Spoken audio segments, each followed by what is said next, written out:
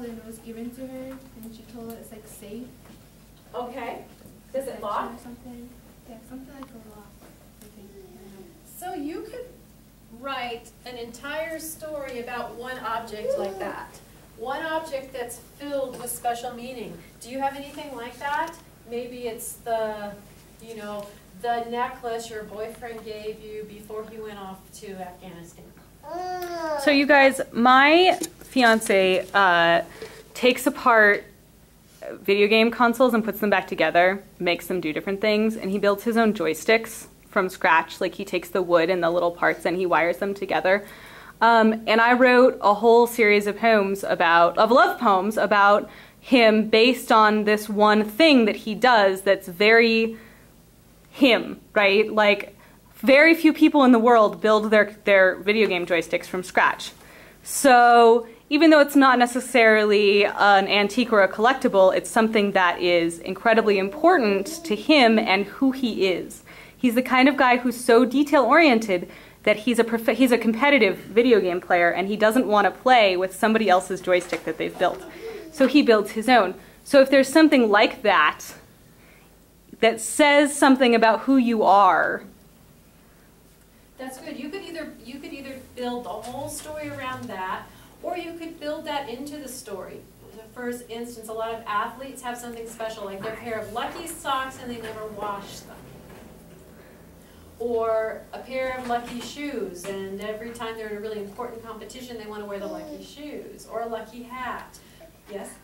My dad put a silver dollar in his pocket on the day that he married my mom, and he carried it his whole life, and I have it now. It is worn smooth. It looks like a slug of metal. You cannot see any markings on it. It's smooth, but it's still in the family. And wouldn't that be a great story? That would be a great story about a coin, and you can't even tell anymore that it's a coin because it's been in your pocket for so many years. So think about that. Think about those objects. It can be really fascinating. So characters cross over into a new world. Sometimes they take time-traveling devices. Sometimes they get on a motorcycle and follow a wizard-type guy to Hogwarts, or a train, or a car. Or sometimes you stay in your old world, but something comes to you and changes it, like in the movie Transformers. Who's seen the movie Transformers? Okay. What is it that comes to Sam Witwicky's world? Raise your hand and tell me, what comes to his world that totally changes it? He doesn't go anywhere, not in the first one, but something comes to his world and it totally changes his world. Yes? Robots that look like cars, and his car Bumblebee was the first one. Bumblebee. And remember, his car was actually one of these sort of special gifts his father gave him, or did he earn the money for the car? I don't remember. He had just enough money to get a junker, and that junky car turned into the robot. All right, so at some point in the story, there becomes a prize that is sought after. And that prize can be any number of things. And so this point in the story represents going for the prize. Now in a long story, this is kind of going to happen in the middle of the story. There's some preliminary thing you want to get. So in Twilight, the thing she kind of hooks up with the vampire dude in the middle of the story. In romances, this is often the point in the story where people come together. Or it could be if it's a mystery and you're trying to find out at the end who the murderer is, it could be that the middle point of the story is a point of the story where you get an important clue or important piece of information. And there are plans, prizes, and attempts. Or what did I say? Plans, prizes, and problems. So some stories start out with a prize. This is what I want. And you know from the beginning of the story, I wanted to win the state championship, or I wanted to go to the homecoming dance with a particular boy, or my grandmother was sick and I wanted to get this medicine for her to be well. And some stories start out with a prize in mind, and you're going towards that prize. Other stories start out with a problem. In Beowulf, what was the problem? The problem is a demon. Yes.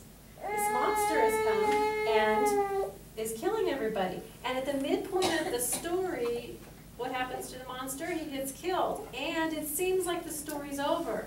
But the story is not over. Have you read to the end of Beowulf? Okay, so this also may represent, this midpoint of the story, it may represent that what you thought was the problem, you've gotten rid of.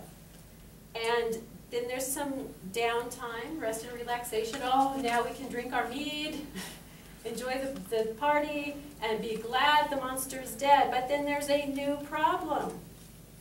A new problem arises, and what is the new problem in Beowulf? Fighting. Well, okay, it depends. Grendel's mom is The monster as a mother. And you thought the monster was bad, but then when his pissed off mother comes around, things get much worse. So if you think about movies, and as you think about this format, and you're watching movies, think about when you see these things happen. So in the midpoint of the story, they kill the monster. In some movies, you get rid of who you think the villain is, but then maybe his evil minions come after you. Or you realize that the monster had a mother and now she's really pissed off.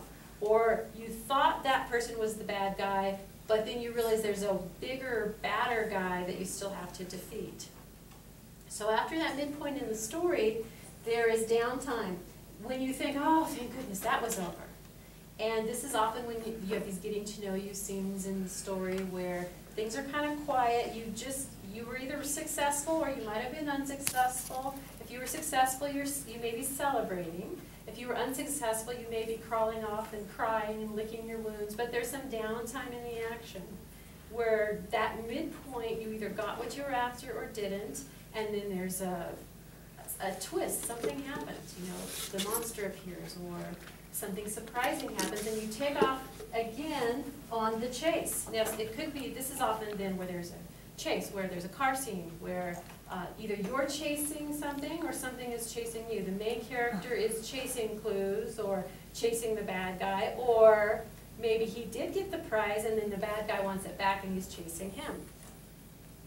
And then most stories have a death and transformation. This will sometimes happen at the same point in the story as the climax, sometimes not. And this signifies there's a tombstone and there's a butterfly. It's this death of this old character and then a kind of a resurrection of the new person.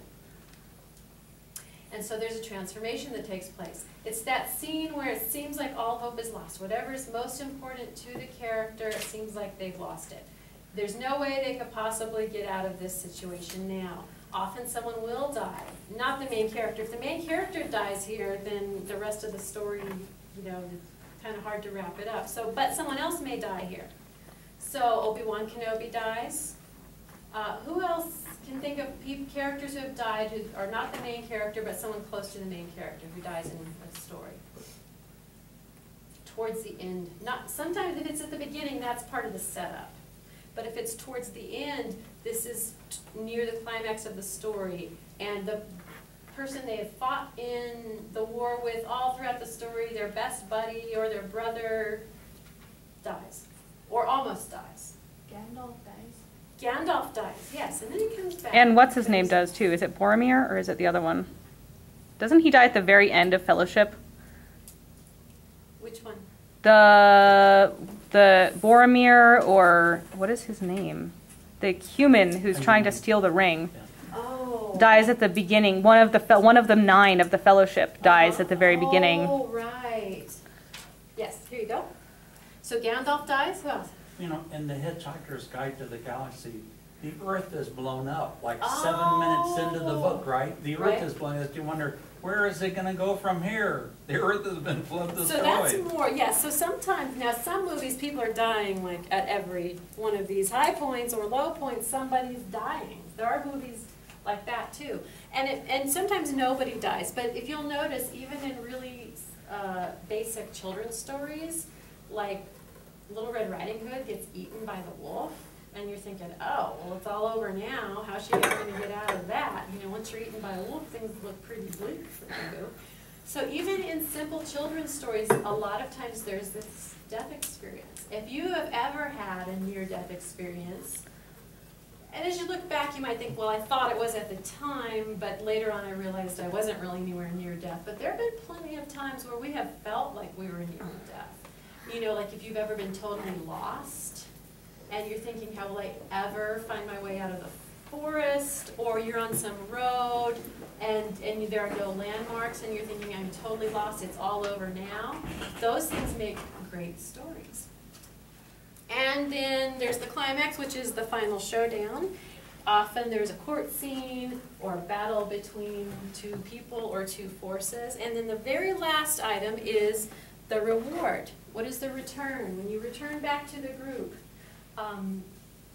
did you get rid of the ring if that was your goal? Did you find who the murderer was if it was a mystery? Do the people who hooked up in the middle of a romance, are they together or are they not? It's not always a positive thing, it's just kind of your just rewards, depending on how you follow the path of the story. If you learned from it and you were transformed, you might get something good or not. Sometimes people die in the story, the main character may die towards the end, and the people who get the reward are the readers. Like, have you ever read a story or seen a movie and said, well, I would never do that. I would never be so stupid. I would never ruin my life like that. So the person who gets the reward is the viewer of the story. Because sometimes the person who's the story is about is making all the wrong decisions. And they've gone down a really bad path. And it makes sense that they die. And then we are the ones who benefit because we're the ones who say, oh yes, I've learned my lesson. I will never do that. I will never be so foolish. Okay, so that's kind of a quick, really fast in a nutshell story plotting. Now, when you get into movies, they follow this pretty closely. When you get into novels, what you have is you have this plan, attempt, and response sequence, and novels may go on and on and on and on, repeating that. So that this middle section, although it looks similar in size to the beginning and the end, is really not. That's the section that if you want to make like a 1,000-page book, you know, like some of these really long vampire books that people like to read, what you can do is keep repeating this plan, attempt, and response sequence over and over and over again. All right. So now what I want you to, I'm going to give you guys a little bit of time to think about some stories you might want to write. And you can use this as a guide. Now, with a really short story, you may not have all of these elements, but there may be some of these that you can add to enrich your story. And you always want to build towards a climax in your story. So as you think about the sort of story that you want to write, like if you were lost, so raise your hand if you've ever had sort of a near-death, what you thought at the time was a near-death experience, or the loss of something like, this is it, my life is over now. It could even be a dating relationship. My life is over now, this guy's going to dump me. Something like that. So if you have something like